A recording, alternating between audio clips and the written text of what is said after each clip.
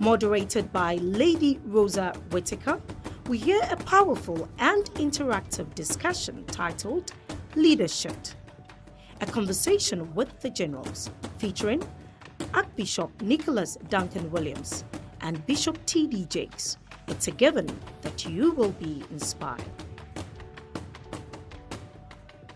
This comes from someone who is struggling to overcome the shame that comes with the loss of integrity.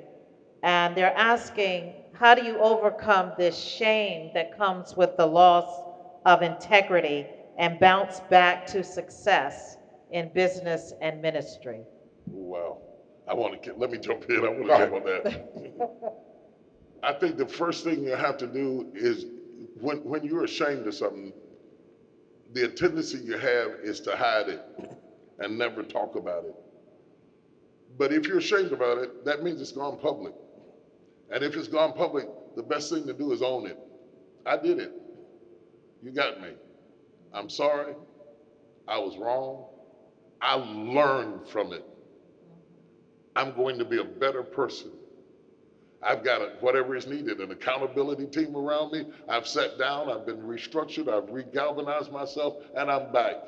And make your misery a part of your ministry. Wow.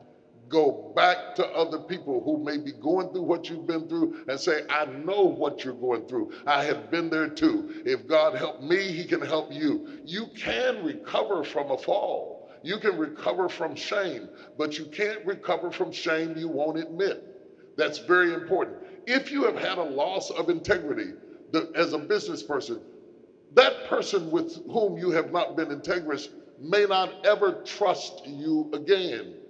But you can learn from the mistakes so as you go into new business initiatives that you have improved yourself. Eventually, trust can be restored. I want to say this because I think this is something that we never talk about, but it's really important. I was sharing with the bishop last night, Jesus commanded me to forgive you, but he didn't command me to trust you. Put your hands together for that. That's a heavy one. And what I want you to understand, I'm not being mean when I say that. I want you to understand that I can't make myself trust. If I sat in this chair and it fell, and I sat in this chair and it fell, I can't make myself feel comfortable in a chair that failed me, okay? The only way you can restore trust, Mr. Chair, is to stop falling when I sit on you. And the more you are stable, the more I will relax again, and I'll finally sit back and say, okay, you got me. We're good. There's a book called The Speed of Trust. It's written by Stephen Covey. It is a great book. Whether you've lost trust as a leader, as a business person, whether you've lost trust in a marriage through infidelity or in a ministry, trust can be restored. When you acknowledge I was wrong, you acknowledge the pain you caused the other person. I realize how bad I hurt you. Because the reason people get so angry is because you hurt them and you act like I should get over it. You need to validate. You have a right to be upset with me. I really let you down. I feel your pain. I'm absolutely sorry. I'm not talking about words, but mean it from your heart. And then over time, trust builds over time. Don't expect to snap back into place. Yeah. You've been gone, prodigal son. You've been in the hog pen. You need to come home saying, I am no more worthy. Not come home saying, where my robe at? Give me my ring. What y'all been doing while I'm gone? You come back humble and expect trust to be restored over time. It takes time for my heart to heal. It takes time for me to lay back and feel like you won't do that to me again. And you have to give that person time to heal. Trust, and I want to say one other thing. It is my job as a Christian to forgive you. But as the perpetrator of the pain, it is your job to restore that trust. Amen. I hope you understand that.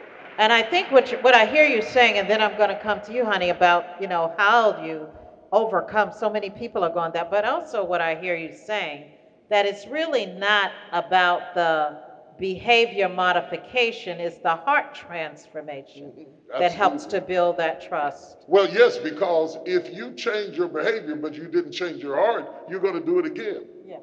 Now, I admit I can't see your heart. So the only way I can evaluate your heart is by your behavior. But I learned something about people. People can't act forever. That's true.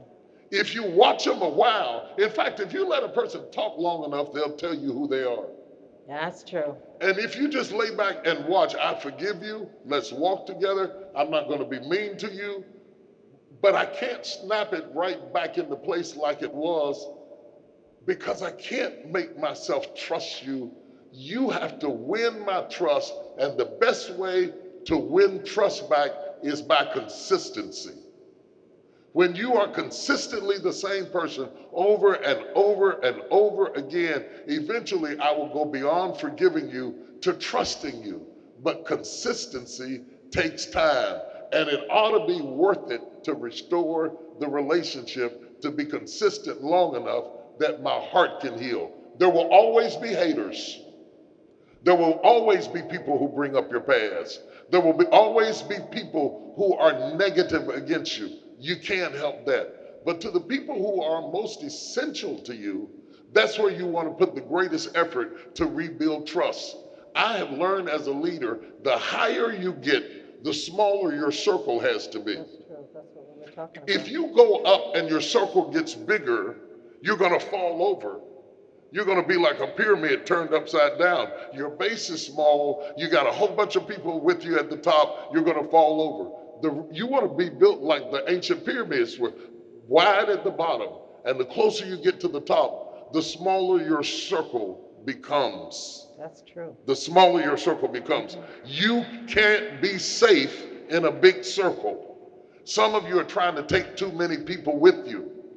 You're trying to take people with you who were there for you at one stage of your life that may not be there for you at another stage of your life. I'm going to say this one thing. When they built this building, they brought in scaffolding.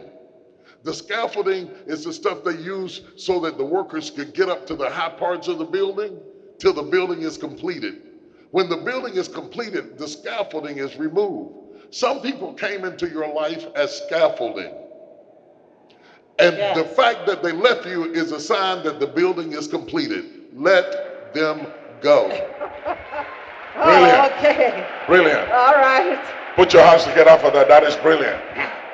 You know, to speak to that, I look at it in many ways. And one of the things that I have learned to do over the years, one of the greatest shame that I had to deal with, apart from so many scandals over the years, was the issue of my divorce. And I had to come to terms with myself because I'm family oriented. I really believe in family.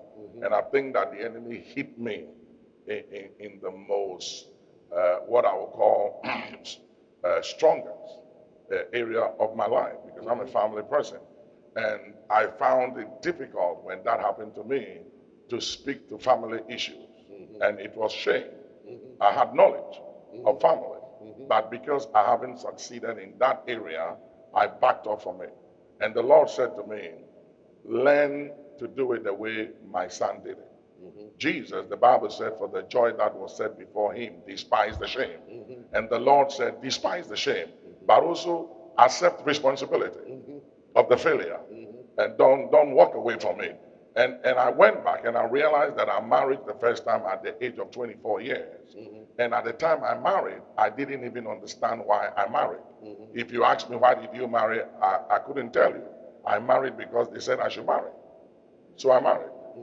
I had no understanding. And I realized that one of the things that has made me very strong about family and marriage right now, and I'm dealing with that very strong in my churches, is the fact that we learn to be educated about everything in life. If you want to be a doctor, you want to be a lawyer, you want to be an engineer of any field, we learn, we are educated about it. And the only thing that eradicates ignorance and errors is knowledge, education. The Bible says you err because you are ignorant of Scripture or you know not Scripture. And I realize that we're educated about so many things in life. But when it comes to marriage, which is the most important area of human life and development, for whatever reason, it looks like there is no much education in that area. So people are getting married all the time, especially in the Christian community, and we have not been educated, have no understanding of what marriage is all about. And so one of the things I'll say about shame is take responsibility, acknowledge that you failed, and then let that failure become a stepping stone to help others not to fail. Use your failure, use your shame, use your disappointment to lift others up. Let it be a ground to educate others, to let them know, hey, you don't have to go that way. You can do better than I did. And talk about it. And after a while, you realize that the failure and what makes you ashamed rather becomes a ground and a stepping stone to lift other people up. And then also it helps you to learn out of it and to be able to educate others out of your shame. Nelson Mandela, who is one of my mentors outside of the scriptures, said something. He said, don't judge me by where I am, but judge me by the many times I fell and I got up again. And the Bible said that the righteous falleth 7 times, and 7 times he rises up again. So it's not how many times you fail or you fail, but it's the ability to get up, to rise up again. And President Richard Nixon said something. He said, a man is not finished when he fails, but a man is finished when he quits. So no matter what it is, persistence breaks resistance. And you will always be resisted by something and by someone in life. But remember that persistence breaks resistance. If you persevere, it doesn't matter what field you are in business, in kingdom business, in the marketplace, you will break through that resistance. You will succeed. You will make a difference. You will become a force to reckon with and a game changer. You see, what you're seeing in the world today is a paradigm shift, a shifting from previous generations. Previous generations, we followed people because we thought they were perfect. They were not, but we thought they were. The only perfect leader was Jesus. Everybody else is flawed in some way at some time in their life. We needed them to be flawless so we could admire them. There is a shift in the way the world is thinking today because we soon eventually discovered either in their life or in their death that they were flawed. So now the mindset is we want people who are sincere and committed, but who have also been broken in some way so that they won't be so arrogant and so judgmental and so self-righteous and so condemning of other people. We need people in leadership who can throw their arms around broken people. Now, I want to put this in context because I think this is a very important issue. It's not just about divorce, it's about anything, any human failure. And we're not justifying it. We're not saying it's right. We're not saying it's anything but what it is. It is what it is. Having said that, I studied intensely that when Moses went up on the mountaintop and left Aaron down there in charge of the people, while he's up on the mountaintop with God, getting not only the 10 Commandments, but also getting the plans for the tabernacle, God is designing robes for Aaron to wear so that Aaron, the one man out of all the children of Israel that could come into the holies of holies and access the presence of God, was Aaron. While God is designing his robes and telling Moses what he wants Aaron to wear, Aaron is down at the bottom of the mountain leading the children of Israel into taking off all their clothes, and they were dancing naked in front of a calf. My God. Why in the world would God make Aaron the high priest and design his garments knowing that he had failed at the bottom of the mountain, and even after he had failed, gave him access into the holies of holies as a high priest after he had made the biggest mess of the Old Testament, leading the entire nation to dance naked in front of a calf that was an Egyptian god? Wow. It couldn't be any worse than that. You got idolatry, you got debauchery, you've got carnality down at the bottom of the hill. Moses comes down off the mountaintop and the children of Israel are a mess. And the guy who did it is the same guy that God said is, I'm going to allow him to go into the holies of holies. Wow. And I said, think about that a minute. I said, now God, you knew he did that. And if he was a leader in our contemporary society, we would crucify him. You know we would crucify him, either publicly or privately. Talk to me. Both. Why in the world would you still let him have the job and go into the holies of holies and offer up offerings for the sin of Israel? Really? Aaron? You're going to come in and get somebody right? God said, absolutely. I needed to break Aaron down low enough that anybody would feel free to come to him with their sin. Wow. I needed Aaron to be publicly humiliated so that he would never use his power as arrogance over my people. I needed Aaron to come to a place of humility that no matter what the children of Israel brought to him, he would know the blood can cover that. The blood can cover that. The blood can cover that. The blood can cover that. The blood can cover that. The blood can cover that. The blood can cover that. The blood can cover that too. The blood can cover that too. The blood can cover that. How do you know? Because it covered me. It covered me. If it covered me, it can cover anybody. If it covered me, it can help anybody. If he saved me, he can save anybody. If he helped me, he can help anybody. Oh my God. Oh, I better stop. Paul said, I am the chiefest of sinners. And he wrote the New Testament, the epistles, many of the epistles in the New Testament. I think we are going through a shift today that people are moving away from arrogance in the pulpit. They're tired of men of God lording over them as if they were so much better than them. We need a priest who can be touched by the feeling of our infirmity.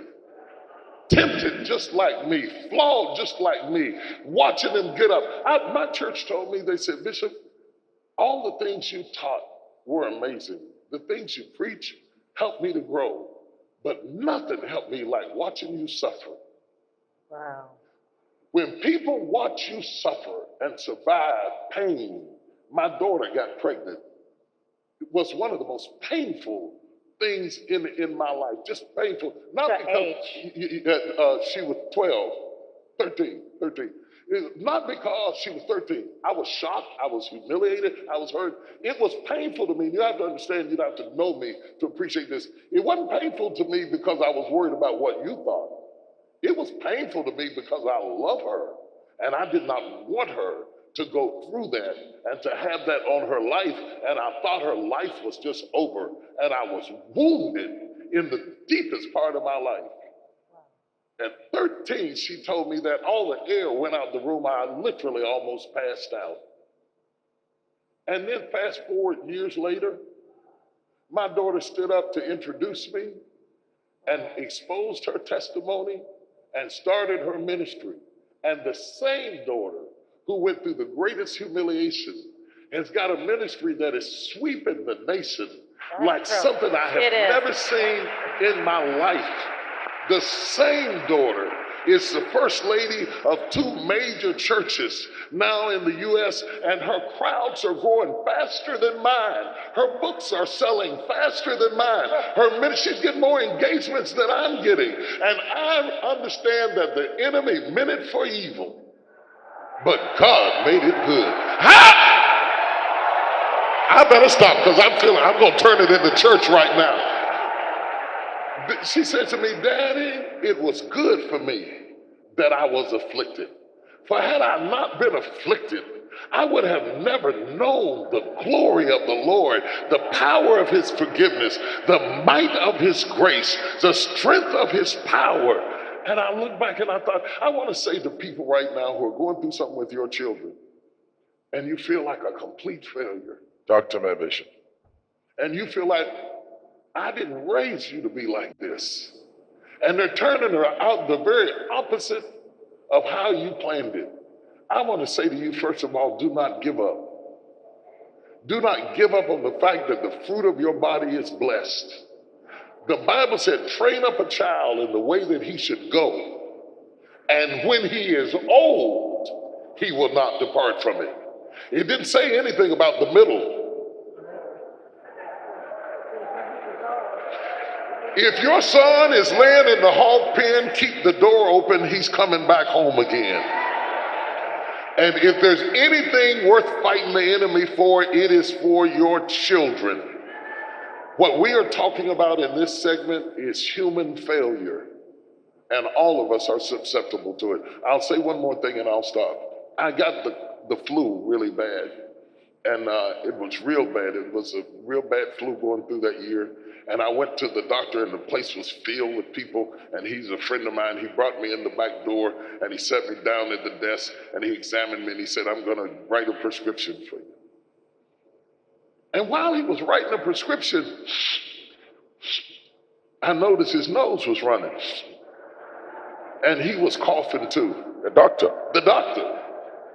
And I looked at him, I thought, isn't that something?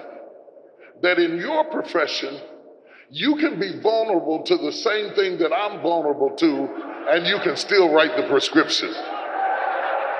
But in my profession, if I admit to the people that I am just as vulnerable as they are, they won't respect that I know the right medicine. My doctor's writing a prescription for the very thing that he and I both are suffering from, and both of us got better together. To God be the glory for the things he has done. Amen. Okay.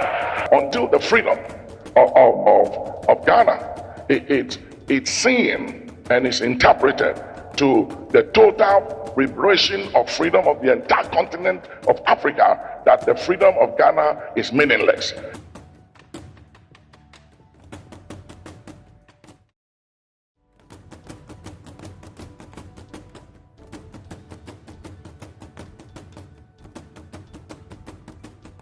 These are two questions that are very similar.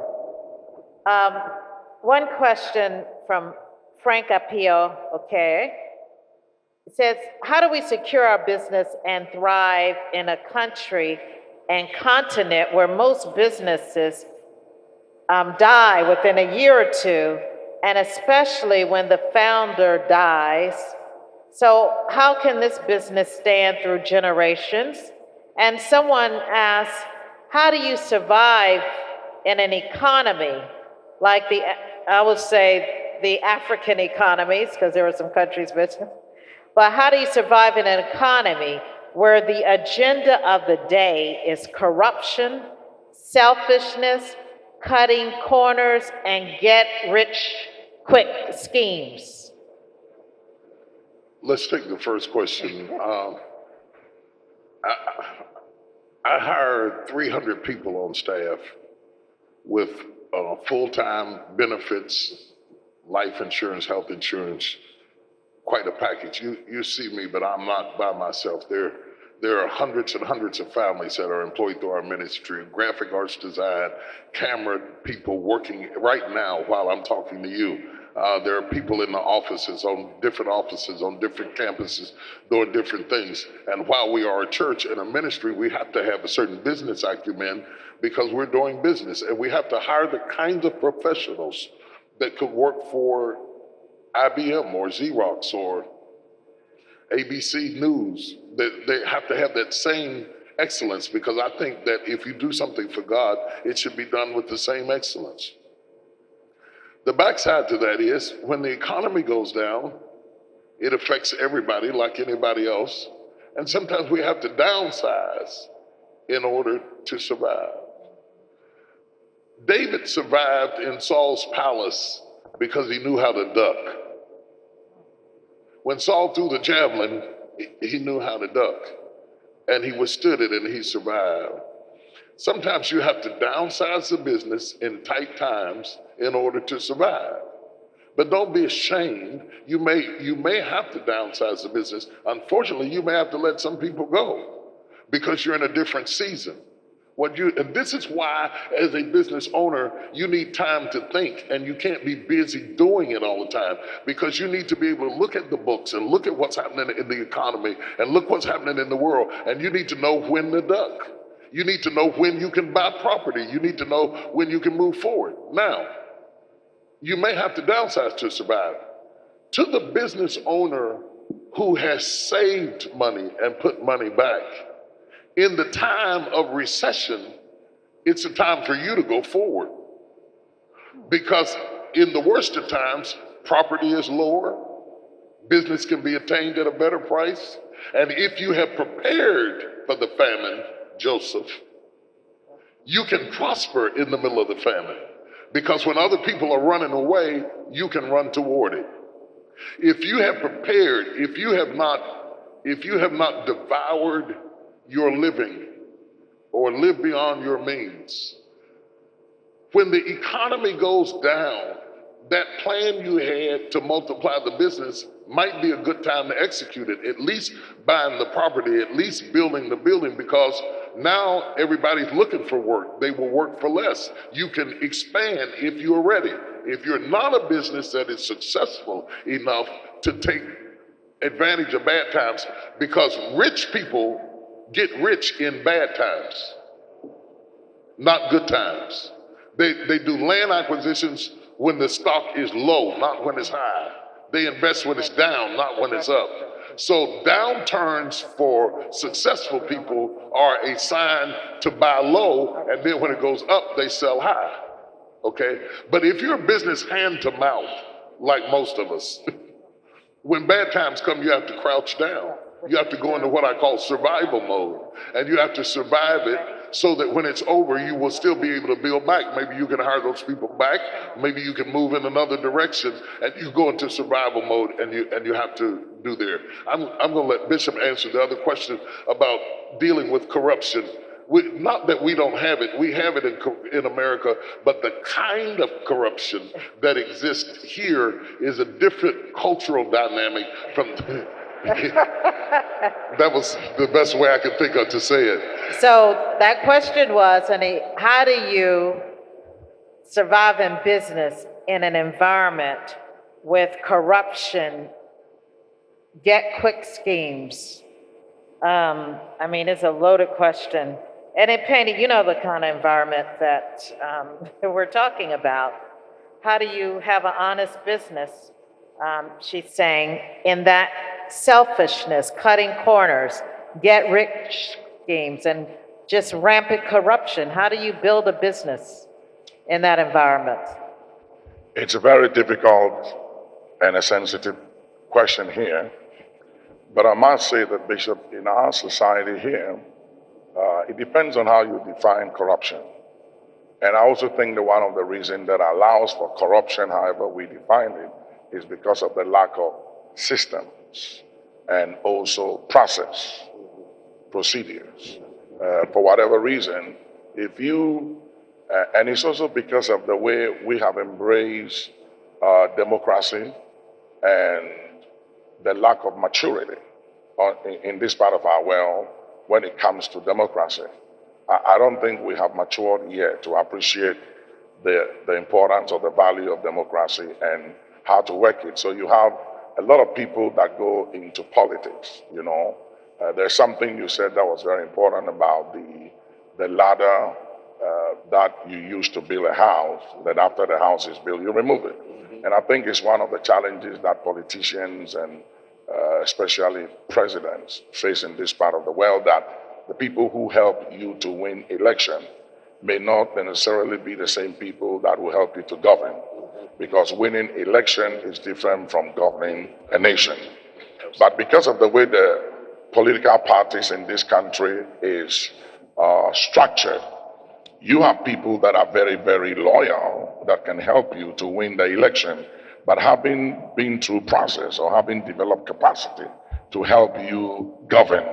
And so you end up, because they help you win the election, the parties have an expectation and do put demands on you and to put certain people in certain positions, not because they have been through the process or developed capacity, but it's because they help you win the election and they were loyal, and it's necessary. And until we have a plan in place to help people who help us to win the election, to settle them and find them something to do, but not necessarily give them position of responsibility because they haven't been through a process and they haven't developed capacity for those positions, this issue of corruption is not going to change. Because if you put somebody in office who hasn't saved maybe $10,000 in his life, hasn't seen it before, having registered a company, having bought a land, registered a land, hasn't built any business before, having paid anybody's salary and all that, and don't think, because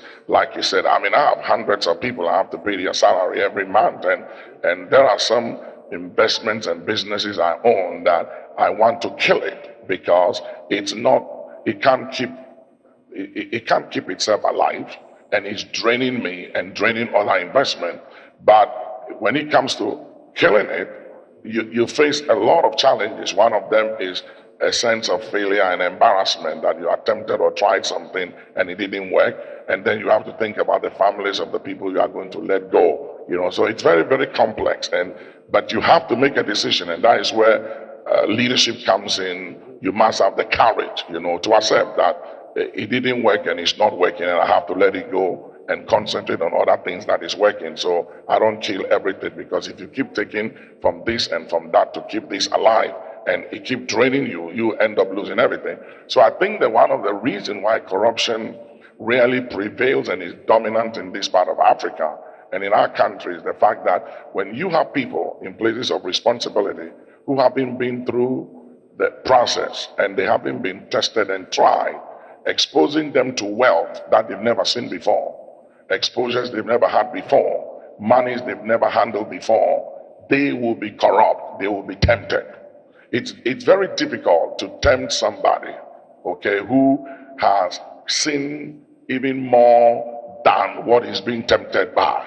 I was telling somebody the other day that it was good for me to have been tempted and dealt with certain things I dealt with some 10 years ago, because I can accept, and society may accept, certain failures, but as of now, for where I am, I can't afford certain errors.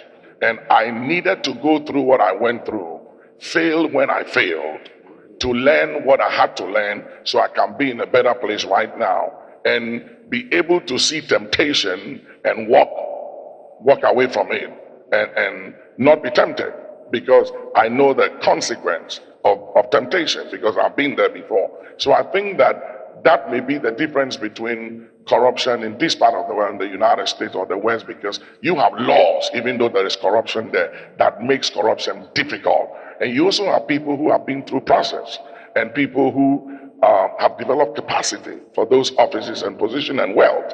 In this part of the world, a lot of people find themselves in places of responsibility, not because they've been through process and not because they've developed capacity. Somebody can be in authority who has a brother, a sister, a loved one, a friend, and they will find ways to set them up and in giving them jobs and giving them contracts and giving them things to do to make money, not because they've been through process and not because they have capacity. And those who have been through process and have capacity will be denied those jobs and responsibility, because you have somebody in office who do not understand that the reason for being in that office is not to help himself or to help his loved ones, but he's been given responsibility to enhance and to bring about change and development of a country, of a community, of a people, whether they are in your party or not in your party. So what happens is we have a vicious cycle where if I'm in party B, and I was in opposition, and my party comes into office, and party A leaves office, then when we come into office, I have to do everything to destroy the followers of party A and do everything to bring my people there, even if they don't have capacity and even if they haven't been through process. So we have a vicious cycle. So I bankrupt all the business people that supported the party A president and destroy everything. Then when they come and I go back into position, they also make sure that they destroy every one of us.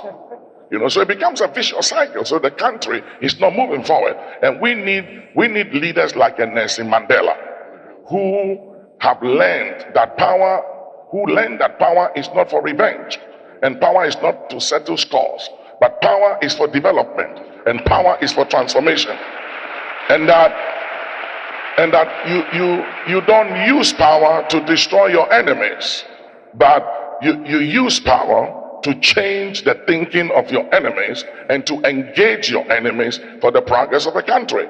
And leaders who understand, like Nelson Mandela was asked to go home after being in prison for 27 years, and he said that I'm not going home. I'd rather suffer and remain in prison until the people for which I have suffered for 27 years are set free, because this freedom is not setting my people free.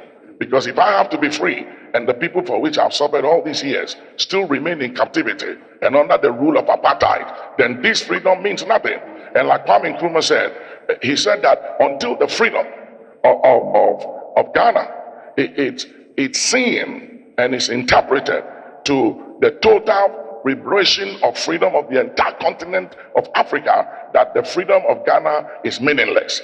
And so we need leaders who are generational leaders, to create a society, that is conducive for business and for every Ghanaian and every citizen of their country, without revenge, and leaders who understand that there are people who can help you to win an election or to do well in life who may not have the capacity or haven't been through the process to hold certain positions, and that sometimes you may have to even use an enemy who have been through process and have developed capacity, and just keep an eye on them and still give them power, but don't give them control if they have what it takes to move the country forward and enhance the nation, instead of using a loved one who hasn't developed capacity and haven't been through process. The kinds of problems and the kinds of needs that you have over here are similar to the kinds of problems and needs that we have in other parts of the world. It's an interesting time that we're living in today, that we can access different wisdoms from all over the world, and we can use and implement and pick and choose in order to become greater at what God has called us to do. Technology is something that you should not ignore. It is here to stay. Don't ignore it. Don't be intimidated by it. Whether you're talking about Facebook, Twitter, Instagram, it can be a tool for good or evil. It can be a tool to market your ministry. It can be a tool where we can stay connected. I used to do meetings like this and have a great weekend and walk away and leave, and I would be happy, but I would be sad because I could never interact with those people again, and I wouldn't see them for 3 or 4 years. We developed a cyber station where I could be right in your phone and when 24 hours a day, and you can ask questions, you can get information, you can see different videos, you can hear me teaching on different subjects, not just preaching, but teaching and thinking and tackling subjects for people that think. You can go on YouTube and hear preaching, but thinking about what to do next and coaching and mentoring. I hate leaving. Once I invest in a place, I hate leaving. This is the way that we can stay connected. And we've arranged for 48 hours, you can go on through your phone or iPad free from wherever you are in Africa, and you can see the Bishop's Village. And not just for 48 hours, it's free for 48 hours. You can subscribe and think it's like We've got a special rate. It was normally $10 a month at the ordinary rate, but we've got a special rate through which you can subscribe and we can stay connected. And before they roll the footage, I went up to the part of Ghana where the slaves set sail yesterday, and I did some footage there that I'm going to put into the village for African Americans and Americans to see. We have to close the middle passage between me and you. We have to fix this. We have to reconnect again. We have to stay connected because we need each other.